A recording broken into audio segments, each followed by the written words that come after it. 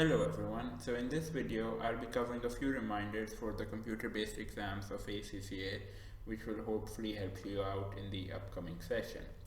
So first of all, please remember that MCQs can be of various different variety.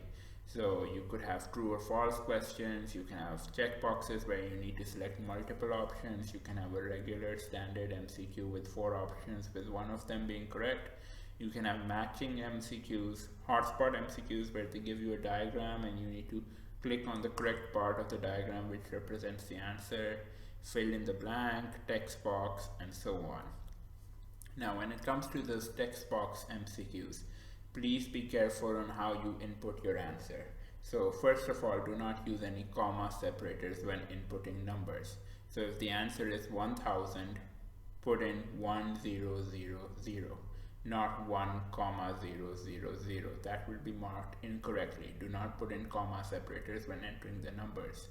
Okay, be careful about the decimals. So they will sometimes ask you a question in which they'll say give the answer to, for example, 2 decimal places. So if the answer is 6.5, you need to input 6.50, 2 decimal places.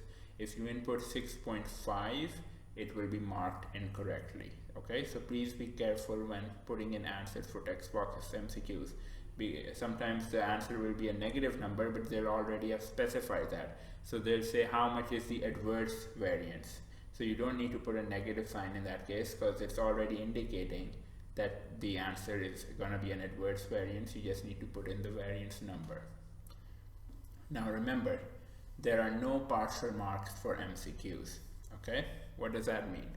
So some MCQs you'll have multiple different statements, like a true or false MCQ you might have 3 statements and you have to select true or false for all 3 of them, and it's all part of one MCQ.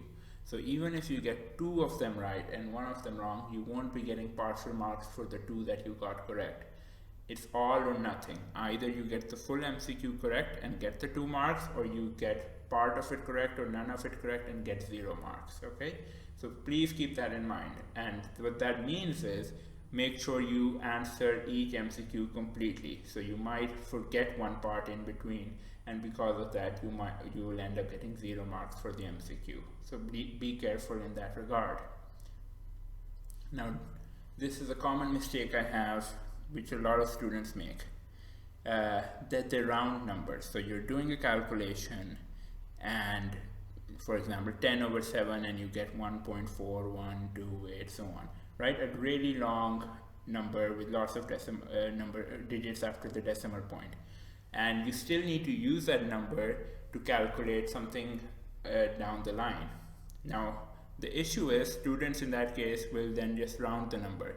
So they'll just take 1.41 and use that in subsequent calculations. And the problem with that is that the final answer that you get after rounding all these numbers in between might be drastically different than what the actual answer is.